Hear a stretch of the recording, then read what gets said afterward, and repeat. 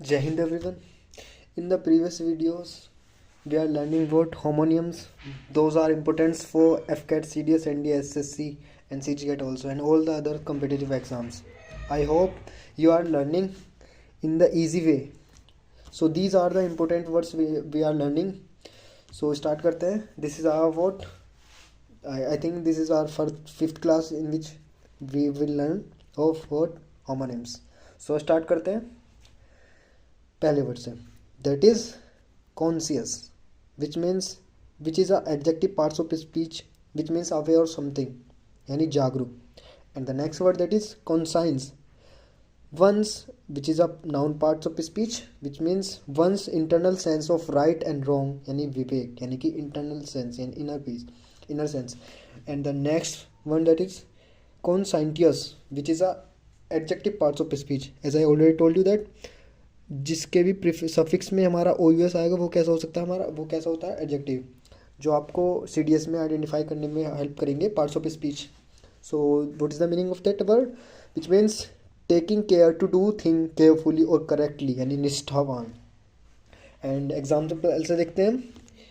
Very first Kriti is very conscious of right her rights यानी it is a linking verb. After linking verb what will come? Adjective. So it is a adjective, it is a adverb. Very. So ये qualify कर रहा है किसको? बहुत ज़्यादा conscious है यानी कि जागरूक है किसके लिए? For of what?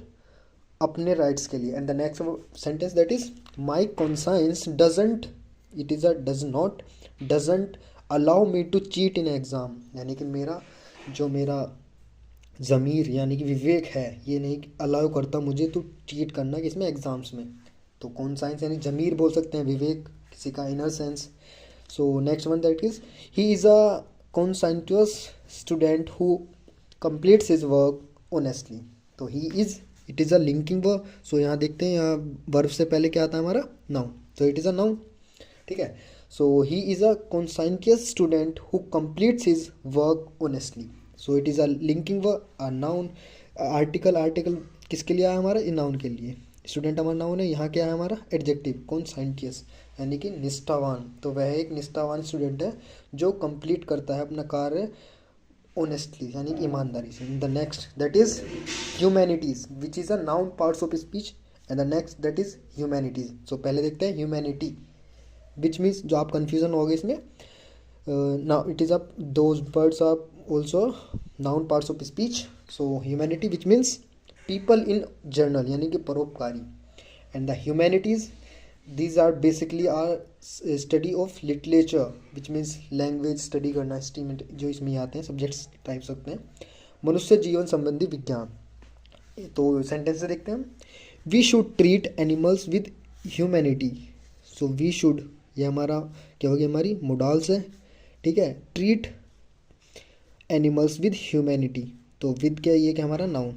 बी क्या प्रीपोजिशन है हमारा. हमें किससे ट्रीट करना चाहिए ह्यूमैनिटी परोपकारी के साथ. ठीक है. And the next one that is Ramu is pursuing his graduation in humanities. ठीक है. तो परस्यू कर रहा है अपना ग्रेजुएशन किस में. ये हमारा प्रीपोजिशन है. प्रीपोजिशन के बाद क्या था हमारा नाउन. तो ये भी नाउन है यहाँ पे.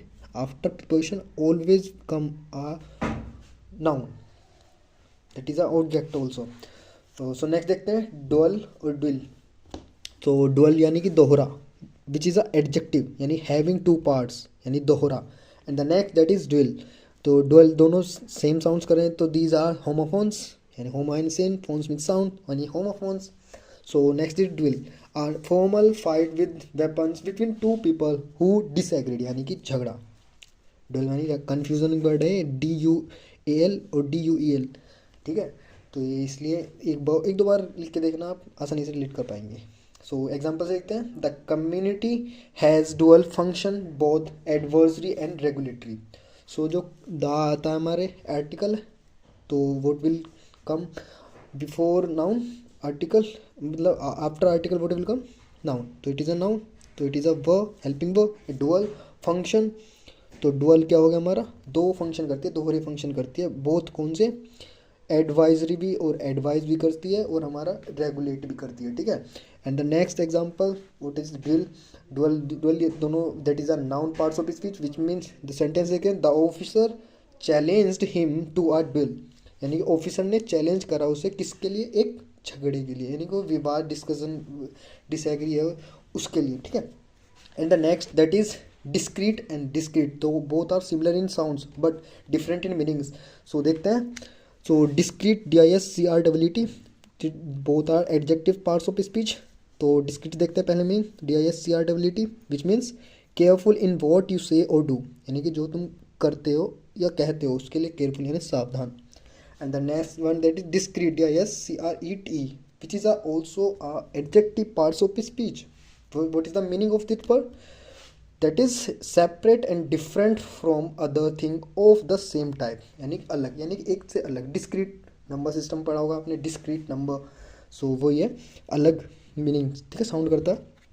तो सेंटेंस में देखते हैं, a watch is made up of many discrete gears.